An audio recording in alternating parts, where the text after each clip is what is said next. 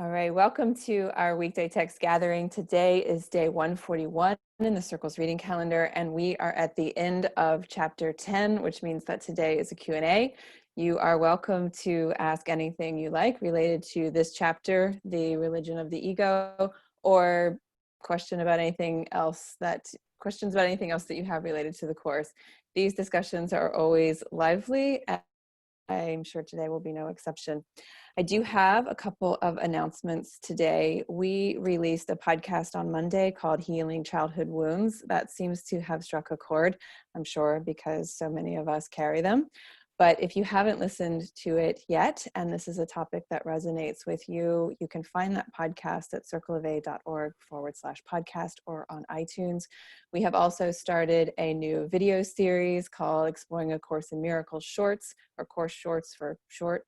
And Robert and I are taking you into Helen Schuckman's original notebooks and walking you through material that has been restored in the Complete and Annotated Edition. And if you haven't seen Helen's notebooks, it's an experience. I love deep diving into those. And so I hope that you enjoy this series as much as we've enjoyed creating it. You can find the first video in our Exploring A Course in Miracles Shorts series on the Circle's YouTube channel. So just go to YouTube and search for Circle of Atonement. And finally, Robert and I are presenting this weekend at the New Beginnings Conference from the Teachers of God Foundation. We are hosting an hour-and-a-half session called Healing at Home: 4 Principles for Enhancing Quarantine, and we are enhancing your relationships in quarantine, rather. And we are really looking forward to that. So you can find information about that conference at purepresenceproductions.com, and I'll be sure to include that link in the chat too. Robert, anything you wanted to say about any of that? No, that was pretty thorough, I thought. That was great. Okay. All right. Well, and we will move along to the prayer. So if you all will join with me, close your eyes, take a deep breath in,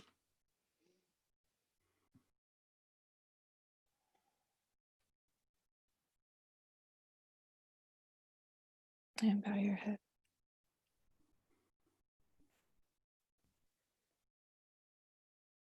Dear God, thank you for the opportunity to join together today as loving friends and mighty companions on this remarkable path of light. We surrender this gathering to you, and we ask that it serve your purposes and be blessed by you. May we hear your call today from deep within our mind where you abide.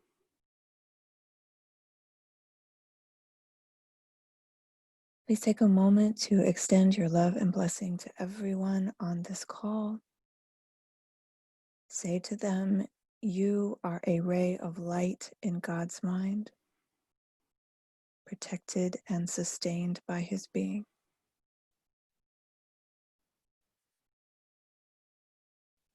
You are a ray of light in God's mind, protected and sustained by His being.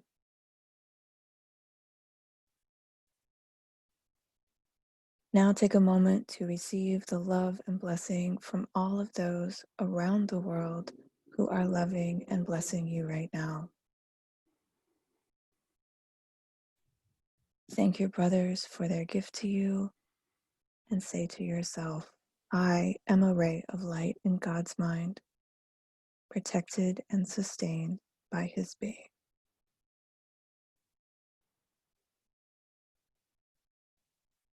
I am a ray of light in God's mind, protected and sustained by His being.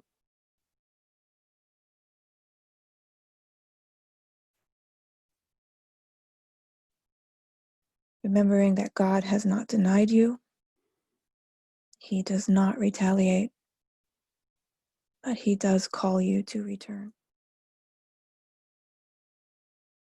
Remembering that if you accept yourself as God created you, you are incapable of suffering.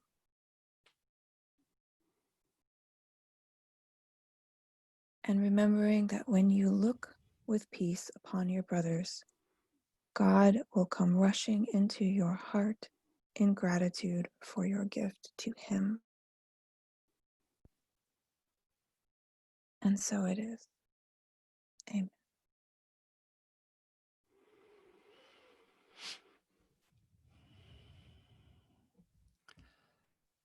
Okay, I'm not going to share my screen.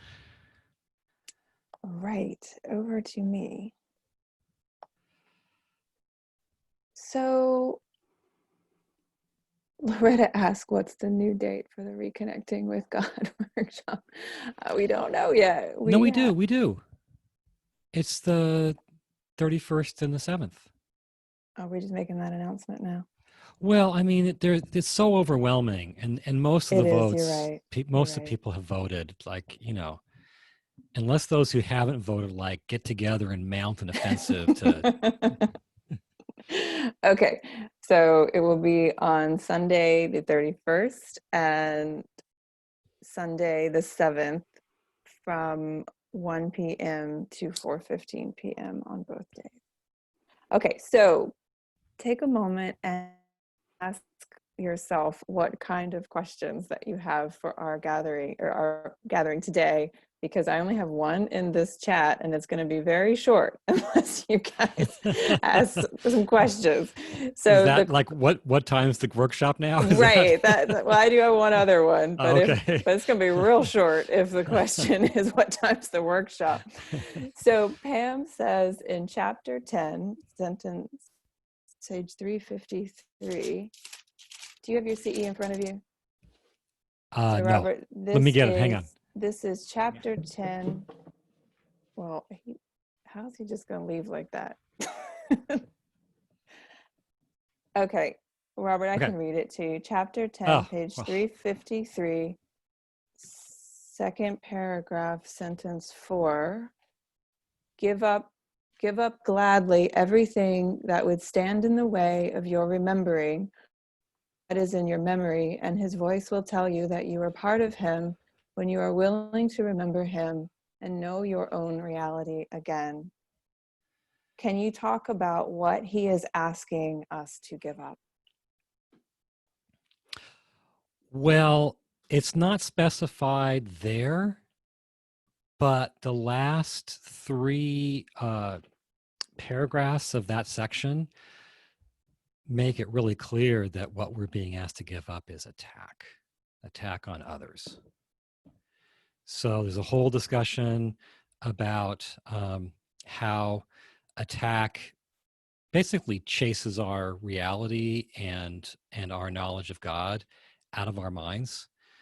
So you'd think that what we're giving up is something that is more like gets in the way of good meditations or something like that. But what we're giving up is just our investment in interpersonal attack. Okay.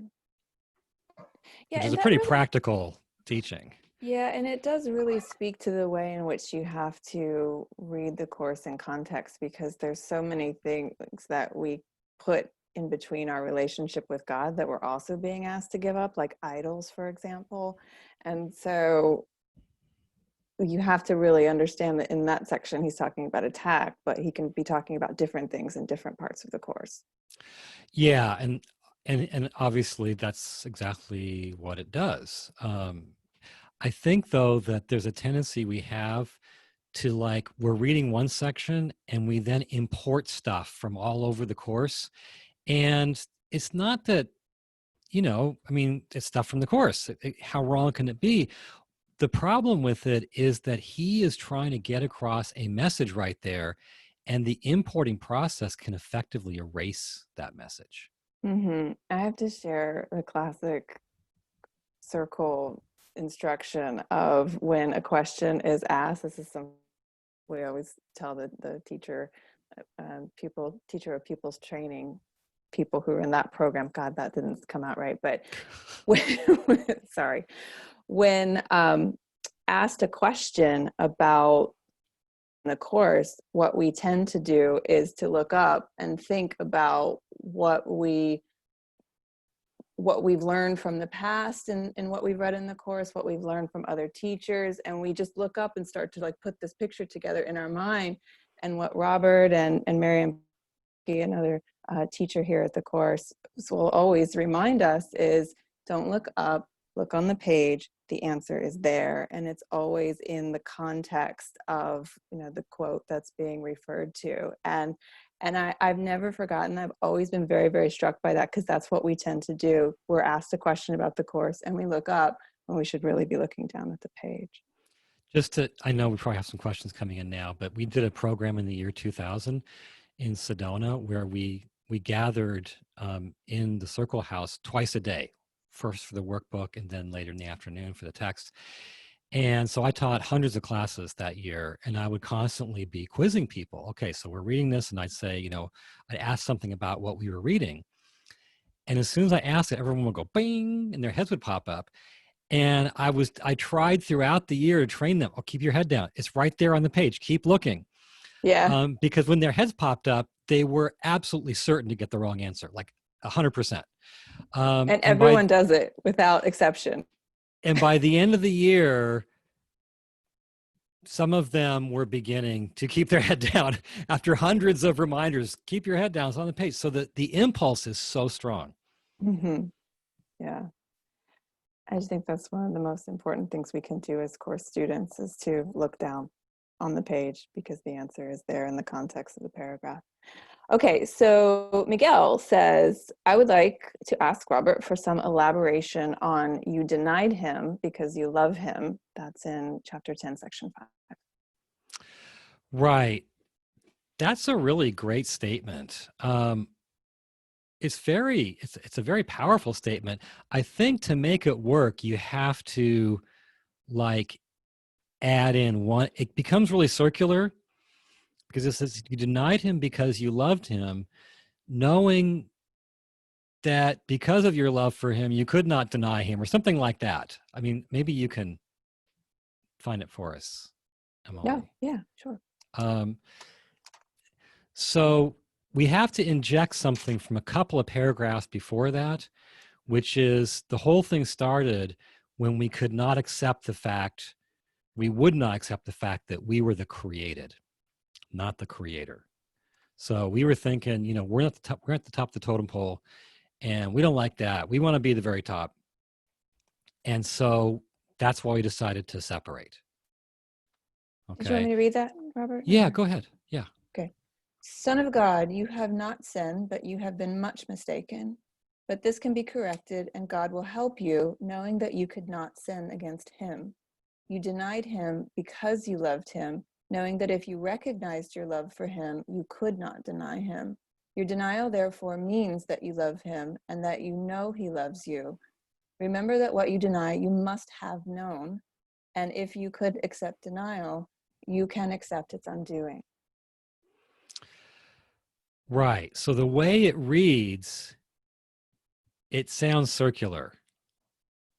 And I think if you inject the context from just a couple of paragraphs before, where it says you would not accept the fact that you had been created, then it starts to make sense. So it's like, I don't like not being at the very top of the totem pole. I don't like being the creation of a creator. So I'm going to leave. But in the leaving process, I have to deny God. I've got to push him mentally away. I've got to push him down in my unconscious, because I know how powerful my love for God is and my attraction to God. So I have to put a massive lid over all of that, or I'm not going to be able to leave, and I want to leave. So it's kind of like if for some reason you decide to leave a relationship, and yet the love is still strong and deep and powerful. And so that if you're going to walk out the door, you've got to put a big lid on it. Otherwise, it's going to pull you right back in the door. We have a lot of questions. Okay. Now, Okay. So we're not a lot lacking in questions. So Celine says, could you speak to the relationship of the atonement to salvation? They seem very similar in concept. Well, the atonement is salvation, and salvation is the atonement. So yes. And later on, there's a sentence, I think, in the clarification of terms where it says, they're all the same. But I think on a more practical level, to equate those two things means that to find salvation. Salvation is just a general concept, both in religions and in our culture, of you just delivered from everything that you want to be delivered from, all the pain, limitation, and so on. So how do we find that kind of salvation, that complete deliverance? Well, we find it through atonement. And atonement is the wiping away of our past errors in the recognition that they never really happened. They seem to happen, they seem to put a brick wall between us and God, but they can be wiped away because they never really happened. So it's that erasure of past errors and freedom from them that is what gives us that complete deliverance we call salvation. Carla is trying to define false gods, and her definition is any thought, condition, feeling, or experience that we believe defines who we are, other than as the perfect Son of God. Would you say that that is accurate? Yeah, that sounds good. The main meaning in the Course of idols, which is the same thing as false gods, I think there's a few main meanings. There's a huge discussion of idols towards the end of the text, where idols are primarily external things we think will save us. And under that heading obviously falls addictions and materialism and all of our attachment to the things of the world. Another main meaning that runs throughout the Course is idols are our false self-images. And all self-images are false because we're not an image. So it's our picture of ourselves that we cherish and protect and defend against slights and so on. And then another meaning that's current in chapter 10 is idols are these false principles, like the principle of sickness or separation or depression, that don't have any real power, but we take that principle, say sickness, and we endow it with godlike power. So now we seem to be subject to its power, at the mercy of its power. So those are the three main meanings I'm aware of for the term idols, which is the same as false gods in the Course, but her definition I think was good. Niall says, why isn't the psychotherapy pamphlet contained in the complete and annotated edition of the Course? I can take that one. We don't have the copyright to it. Yeah, psychotherapy and Song of Prayer were copyrighted. The reason we could publish the complete and annotated edition is the Course came out from under copyright. And the glossary copyrighted, isn't it? The clarification of terms? The clarification of terms, sorry. Yeah, it was copyrighted, and we asked the Foundation for Inner Peace for permission to reprint that, and they very graciously and without hesitation said yes. It just seemed like kind of cheeky and rude to go the extra mile and ask to reprint the other two. I desperately want them in there, but it just doesn't seem polite. So Okay. So Tamantha is saying that there is a global drive to embrace vulnerability, where the emphasis lies on being invulnerable as a defense mechanism, and vulnerability is promoted. This shows being invulnerable as strength. I would like your opinion on vulnerable and invulnerable. I have found that love makes me vulnerable. You follow? I would say defenseless. Vulnerable means you can be hurt. That's the meaning of the word. And at the root of all of our fears and relationship problems and resentments and defensiveness and lack of love generally is our belief that we can be hurt and we have been hurt. From the Course's standpoint, first of all, we don't want that belief if we can all get rid of it validly. And so from the Course's standpoint, we are truly invulnerable. Our true nature can't be hurt. And that's a great thing. It's the key to forgiveness and love and healing. So we want to claim that invulnerability.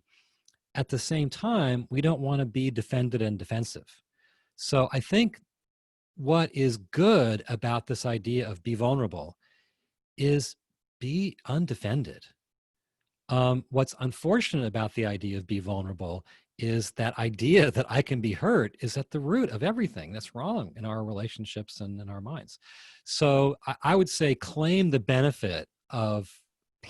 good side of vulnerability and say, I'll be undefended, but I'll claim my invulnerability.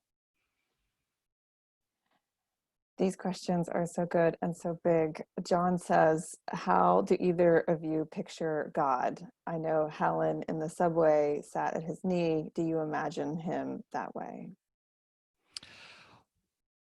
Well, I could be really mean and say, show up for the workshop, but I know John already is going to be there. So. That would also be cheeky and rude. Yeah, right. Well, I think we have to hold two things in mind. One is that God, just like any image of us, is not right because we're not an image, we're not a form. Any image of God is not correct. God is not a form. There is no image that corresponds to God. At the same time, I think that our minds kind of need something to picture very often, usually. And so we can picture all kinds of things. Just knowing that, it's just a symbol. What I get a lot of sort of guidance from in this respect is near-death experiences. And people will have all kinds of, people often encounter God, or so they say, and I believe they do.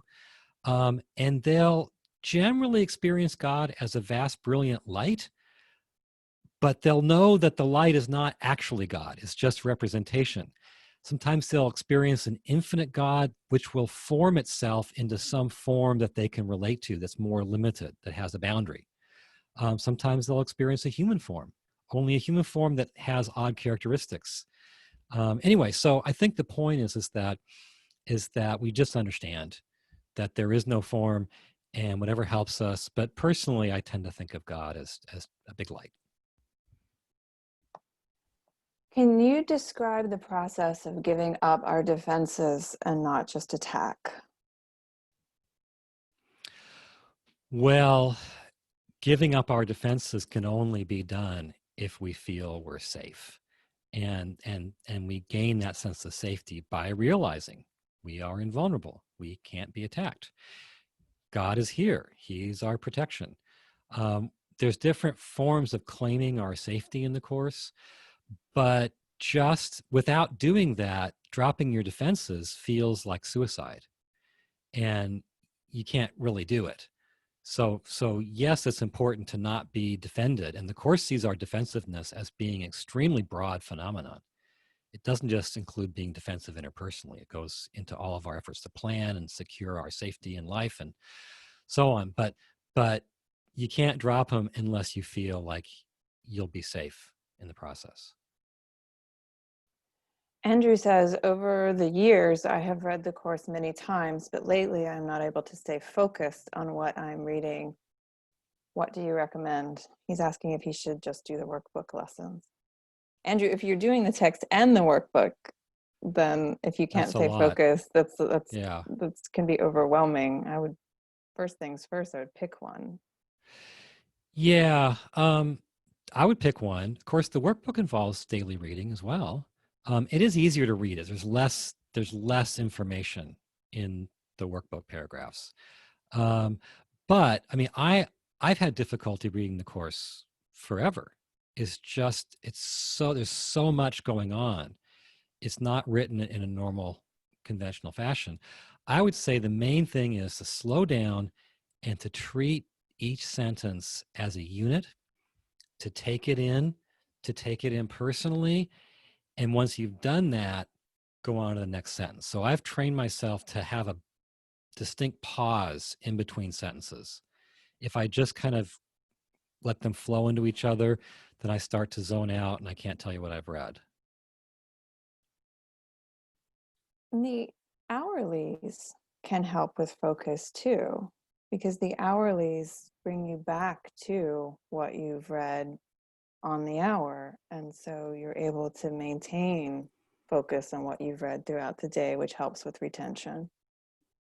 Yeah, and I find that my workbook practice just makes my mind more clear and aware and sensitive and able to take the Course in.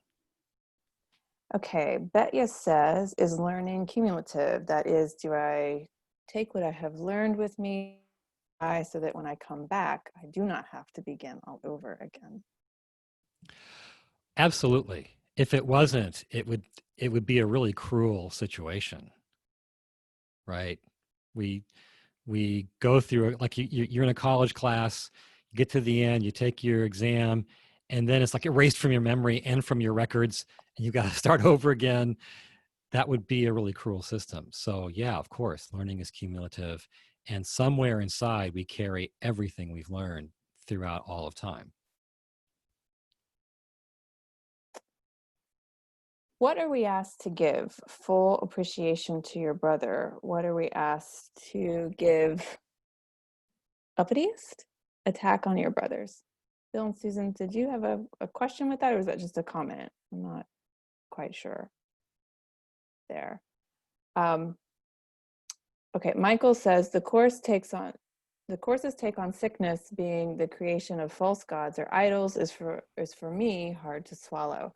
How are we to reconcile the apparent very real effects of a COVID-19 or HIV or cancer with or another infection on our bodies with the course's teachings? Are we to believe that the effects of these diseases are a result of the spiritual failings of the diseased? Well, it's hard. I find it difficult to really accept the course's views on sickness, which are kind of part and parcel with its views on the physical world. I mean, from the course's standpoint, we are all dreaming this up right now, and we're dreaming our own body. And that's why conditions in our body come from the dreaming mind. Uh, I would say that, yeah, I mean, we are present on earth because of our spiritual failings. It's not like, oh, it's the sick people. It's if you're here, it's because you fell asleep, you have an ego, and that's the only reason you're here. Um, and I think there are people who, for spiritual reasons, are immune. Anybody know about this guy, Wim Hof, the Iceman? He seems like he's immune to diseases. I met a guy years ago named Jack Schwartz. Anybody remember Jack Schwartz? Anybody? Probably not. He was a master of autonomic control of his body. Like he could inject dirty needles and stick them all the way through his arm, and he'd never get sick. And I do think that we can claim more of our true nature and the power of our mind, and become immune to things everybody else is subject to. I think, though, that basically being born into this world involves a belief that I'm subject to physical forces, and that's what you see playing out in our lives. It doesn't mean that the people who get sick are worse than others. It's just kind of how it works down here until we make a different choice. Do you want to expand on always responsible but never to blame? I find that helpful. Yeah. Yeah, I mean, one thing that I put together a long time ago from the course is saying we're responsible for everything that happens in our body, in our lives, all of it, because we're the dreamer. But at the same time, we're never to blame. So it's not like, oh, because this thing happened to my body, or this calamity happened in my life, that means I'm guilty, I'm to blame, I'm somehow, like morally deficient. So yeah, always responsible, but never to blame.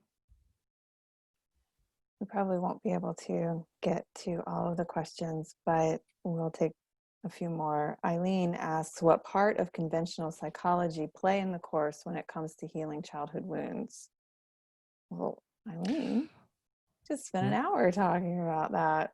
Also, we have a Q&A coming up in our next newsletter, which will be coming out in a couple of weeks. It was an exchange between me and Jackie about that very thing. That's a whole issue. I do think that, I don't know. I mean, I feel like we're past time and I wonder if we should go on to other questions in the understanding that we're addressing that in the podcast and in the newsletter. Okay. All right. So last question is from Janet. She said, how would Jesus address the worldwide fear of the pandemic? Does this speak to the collective power of the sons to make the illusion seem invincible? Well, whenever I think about collective conditions, I think about this place in chapter 2 that's in the CE, where he's talking about how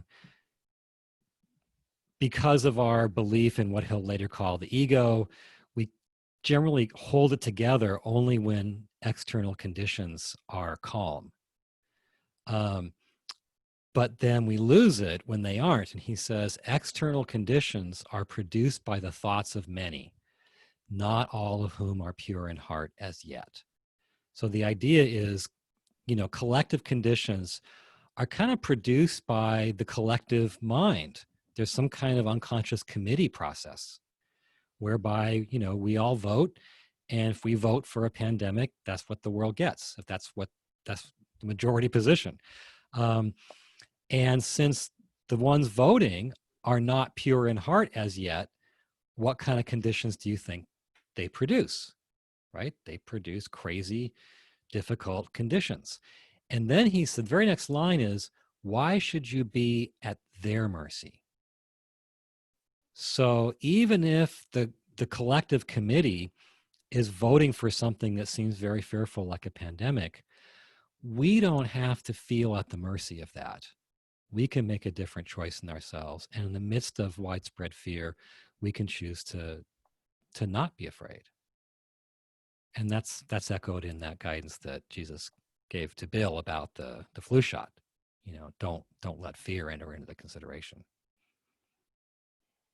Okay, I said that was the last question, but there is one more from Jeremy that I'd like to have you answer. We addressed this in, I think it was either yesterday's text gathering or the day before, but in chapter 10, section 4, it says, if God did not intend for the separation to happen, how did it happen? I think it said sickness and death entered in the mind of God's son against his will, but Jeremy's asking if God did not intend the separation to happen, how did it happen? So do you want to say something about that quickly before we go? Yeah, and did we ever get clear on that earlier question? Was it from Bill and Sue? Did we ever get clear on that? No, we didn't. But No. You all unmute yourself and you're welcome to ask it if you have a question. Bill and Sue. That was just a comment, and it was from Robert's talking about attack, because I think everyone remembers what we're asked to give our brothers is full appreciation. But Robert mentioned what we're asked to give up, and that hadn't really dawned on me. I tend to think of a lot of things, but what we're asked to give up is attack on our brothers. So It's the same thing. It's the course. It's circular that way, but it always supports itself. That was all. Just a comment. Thank you. Okay. Thank you for clarifying that, Bill. You. And I'm sorry Close that I that misunderstood from your chat. But Robert, is there anything that you want to say? Is there anything you want to say about this little topic of the separation before we go?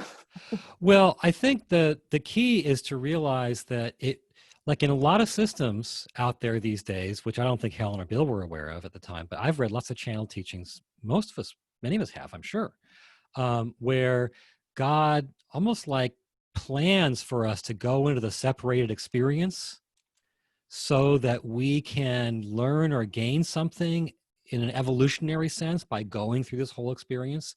Like we have to go through it because there's a gain that we would only get by going through it. And that always sounds really wonderful. It's affirming of our experience, except when you think about the guy who sent you through this whole thing, right? What does it say about him? I mean, he's God. Couldn't he just wave a wand and give you that benefit that you were going to get through all those millions of years of evolution at the start and spare you the whole process? So the Course is saying he didn't want us to go through this. That was not his will. At the same time, he's granted us freedom. And so he wasn't going to like stop us because he created his son free.